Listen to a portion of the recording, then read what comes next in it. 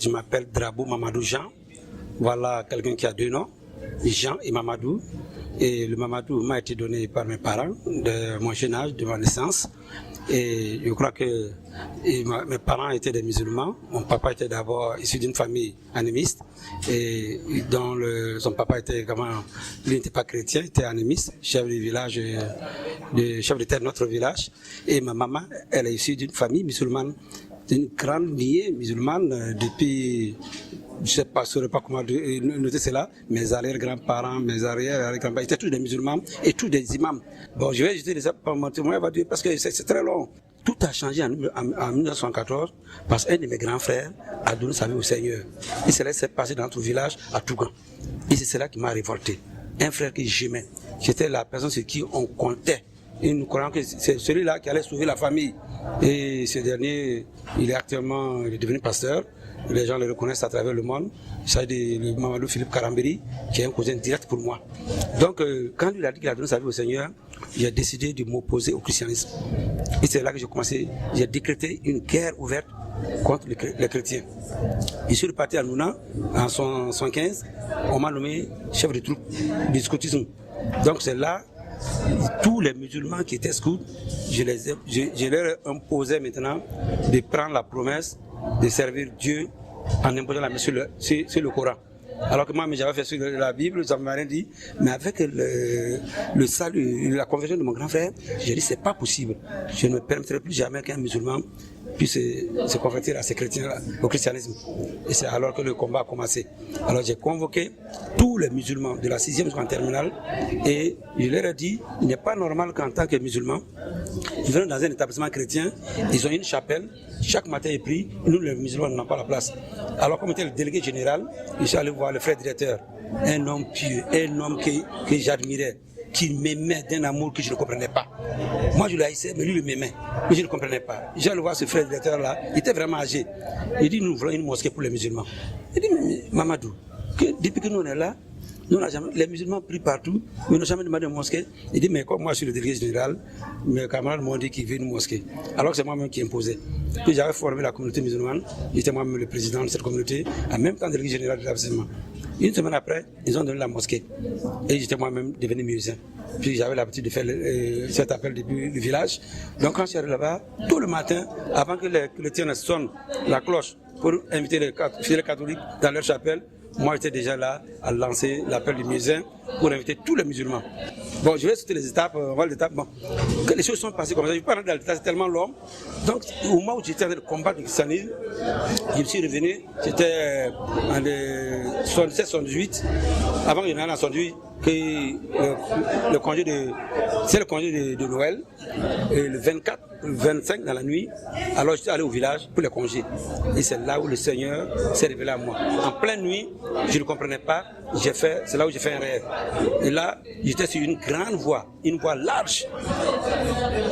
Et j'étais avec les camarades musulmans, on était sur la voie large. À un moment, j'ai dit, mais je ne comprends pas.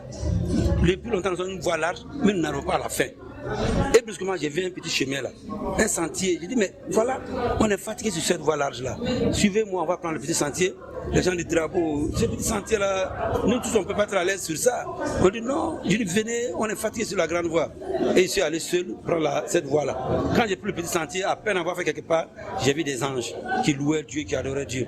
Et il y a un d'entre eux qui m'a appelé, il dit de le suivre. Je l'ai suivi, il est rentré par une petite porte. Il s'est courbé, il est rentré. Moi je me suis courbé, je suis rentré par la petite porte. Et c'est là, une lumière est descendue du ciel, et je voyais le Christ. Une lumière qui venait du ciel vers moi. Quand la lumière s'approchait de moi, c'était un être humain qui était coulé à la croix. Le sang coulait de sa tête, de ses pieds. Il me regardait avec compassion. Quand j'ai vu cela, je me suis réveillé. Je dit non, ça peut pas être... non. Il dit, moi, je suis chrétien. Il ne faut pas que des choses comme ça se révèlent à moi. Donc, je me suis réveillé. Je n'ai pas dit ça à mon papa. Et une semaine après, je me suis retrouvé, je suis allé au collège encore. Et de la même semaine, et pendant que j'étais couché, encore, voilà, et encore, et voilà que j'ai fait un autre songe. Là, j'étais dans un couloir. Je tournais, et j'ai un labyrinthe, je ne savais même plus où partir. Alors j'ai dit, Dieu, sauve-moi de ce lieu-là. Quand j'ai dit cela, j'ai vu une lumière qui venait tout droit devant moi dans le couloir. Et quand la lumière s'approchait avec moi, quand la lumière était proche, j'ai vu que la personne que j'avais vue sur la croix, c'était la même personne encore. Tout en blanc cette fois-ci. Et elle a voulu tendre les mains vers moi comme ça. Cet homme qui était proche de moi, il voulait me sauver et j'ai donné d'eau. Et quand j'ai donné d'eau, je me suis fait projeter dans les ténèbres dehors, devant la mosquée de mon village. Tout était noir, ténébreux. Et je voyais mes parents pris dans les ténèbres. Alors je me suis approché, je voyais le visage des gens, mais je ne sais pas que faire. Je suis allé voir ma maman. Je dis, maman, il est pourquoi vous priez ici dans les ténèbres, dans l'obscurité, alors que moi je viens de trouver la lumière derrière moi. Alors je me suis levé. Je dis, non, moi je suis musulman, mes parents sont musulmans, il ne faut pas que cet homme-là vienne me déranger encore. Alors j'ai refusé. Et je vais sauter les étapes encore. Il y a eu beaucoup d'événements. Et quelques temps après, j'ai fait un autre rêve. Mais cette fois-ci, je me suis trouvé, c'était le mois de Mouloud. Mon papa vient me dire, Madou, viens voir à la mosquée, parce qu'on doit aller à la prière maintenant jusqu'au matin. Et c'est la première fois que je dis à mon papa, je dis, moi je ne peux pas aller prier aujourd'hui. Il dit, je ne comprends pas, je peux pas. Dans le rêve toujours. Il dit, Mamadou, depuis que tu es né, tu n'as jamais manqué une prière. Tu es là, tu jeûnes les 30 jours avec nous, depuis que tu es petit. Mais c'est la première fois que tu refuses d'aller écouter, lire le Coran avec nous. Il dit vraiment, je ne peux pas aller. Alors quand j'ai dit cela, il est parti avec toute la famille. Et quelques temps après, je vois une foule, grande foule qui venait vers moi. Et cette foule, quand il venait, c'était là, là. C'est comme si c'était pour me dire de revenir. C'est comme si j'étais déjà perdu. Et tout l'imam en tête, il venait vers moi dans le rêve. Mais quand ils sont approchés de moi, un mur s'est dressé et je ne les ai plus vus. Et donc, j'étais troublé à l'époque maintenant. Et comme j'avais commencé à faire la philosophie en première, j'ai dit non, ces rêves-là, je ne dormais plus. J'allais voir mon professeur de philo, qui était un abbé, l'abbé Poulet, et qui faisait la philosophie avec nous. J'ai dit, bon, comme lui va m'expliquer pourquoi ces rêves me perturbent, je ne comprends pas. Quand je suis allé le voir, il m'a regardé, j'ai dit, Mamadou, toi ton cas là est sérieux, que c'est pas la philosophie, que c'est Dieu qui m'appelle. Il dit, tu m'appelles? Il dit, déjà, je m'appelle Mohamed. Je m'appelle Mamadou, il dit m'appelle pour aller où encore? Je suis musulman. Il dit non, que c'est Jésus qui t'appelle. Quand il dit Jésus là, j'ai pris mon vélo, je suis parti à l'internat encore. Et c'est cette nuit-là, quand j'étais couché, avant la nuit même, j'étais là sur mon dos et le ciel s'est ouvert. Je ne dormais pas. Et j'ai vu la même personne que j'avais vu, l'homme que j'avais vu sur la croix, qui me tendait les mains. Maintenant, tout en blanc, sa tête était comme un zoom au côté de moi, il traversait le ciel. Il est venu passer devant moi, de l'est vers l'ouest. Alors quand je me suis réveillé en ce saut, je ne dormais pas. Après je dis, qu'est-ce qu'il y a? Cette personne, cet homme-là se présente à moi, il sait que moi je suis musulman, et je vois que c'est ça qui est cool, chez les catholiques, là, c'est lui, il est partout, pourquoi il se présente à moi? Alors je dis, moi je suis musulman, mes parents sont musulmans, personne ne peut me changer. Le lendemain matin, je suis allé très tôt à la mosquée, et j'ai fait l'appel. Quand les musulmans sont venus, en tant que muezzin, on devrait prier. Comme j'étais le président de la communauté musulmane, en même temps, dans l'établissement que j'ai formé, et ce groupe que j'ai formé, j'avais choisi la résidence des imams. Tout ce qui a fait l'école coranique, je leur disais qu'il fallait qu'ils nous dirigent dans la prière. Quand on est arrivé, la prière a commencé. Quand on lève la main, on veut se courber, tout le monde se courbait. Quand moi je vais me courber, impossible. J'avais des nausées, j'avais des vertiges, je me redresse. À la fin de cette prière matinale, tôt le matin, les autres disent, mais Drabo, on ne comprend pas. C'est toi qui as formé ce groupe. C'est toi qui as choisi la mosquée pour nous. Nous, on prie et puis toi, tu étais arrêté. Je dis, qu'est-ce qui se passe? Je dis, je vais me couvrir, mais j'ai seulement des indigestions, il y a des nausées. Je dis, ça va passer. Si vous partez, je vais répéter la prière. Et c'est comme ça que ça s'est passé.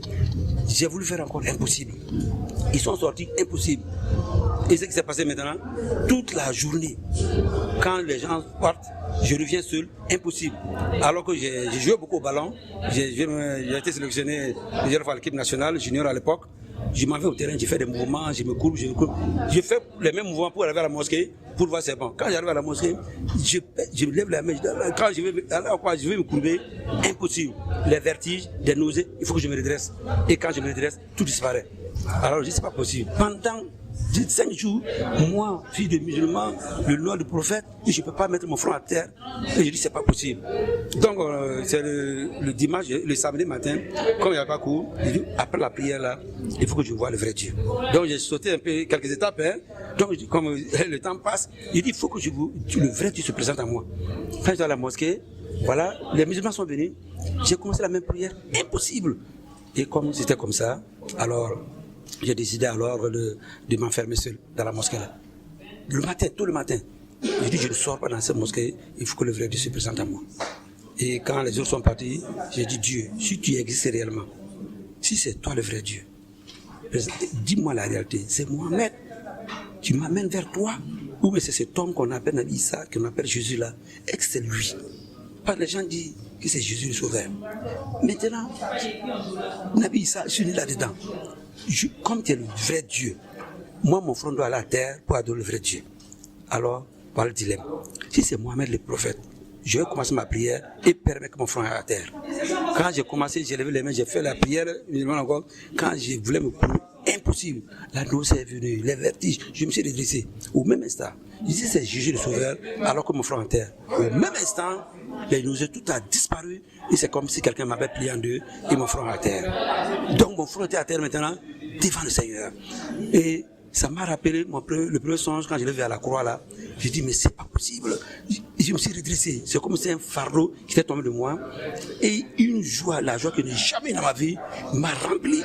Et j'ai ouvert la porte de la mosquée là. Je suis sorti en force. Et j'ai commencé à courir dans tout l'établissement. J'étais au terrain, je sautais. Et tous ceux qui étaient là ont dit ah voilà, que Drabo est devenu fou. Mamadou, voilà, il court dans le terrain. Et les musulmans ont dit c'est vrai, ça fait une semaine, ils ne pouvaient plus prier avec nous, c'est la folie qui commençait. Alors j'ai dit c'est pas la folie, j'ai dit j'ai rencontré le vrai Dieu, le Seigneur, j'ai dit Jésus, je sautais tout seul. Et comment les choses sont passées, je ne sais pas que si je dois aller dans le détail, parce qu'après j'ai rencontré d'autres frères et j'ai décidé d'aller rencontrer le grand frère à Ouagadougou. J'étais directeur, le Karabiri Mamadou. Donc quand je suis arrivé, il dit qu'il priait pour nous depuis, c'est lui que je combattais. C'est à cause de lui que j'ai commencé à combattre le christianisme. Alors quand il m'a pris, il m'a donné ma toute première Bible, et le 17 février 1978. Et cette Bible, je l'ai lue en un trait. Et je l'ai lue, c'est là il a prié pour moi, il n'a pas peur. C'est comme ça le salut. Et il m'a donné des conseils. En ce temps, je portais les mêmes talismans qu'il avait, j'avais presque les mêmes choses. Il m'a dit, n'aie pas peur, va détruire-les. Et ça, c'est un autre domaine. Quand je vais entrer là-dedans, c'est encore plus long. Et c'est comme ça que j'ai donné ma vie au Seigneur. Il a prié pour moi. Et depuis lors, ma vie entre les mains du Seigneur. Il m'a béni. Et j'ai continué mes études à Lomé. Et j'ai commencé à témoigner à Lomé. Après, j'ai fait l'ingénieur au Gabon. J'ai terminé là-bas. Et le Seigneur continue à me bénir dans tout ce qu'il fait pour moi. Merci. Pas le témoin est très long. Comme vous m'avez donné 15 minutes. Voilà. Merci bien.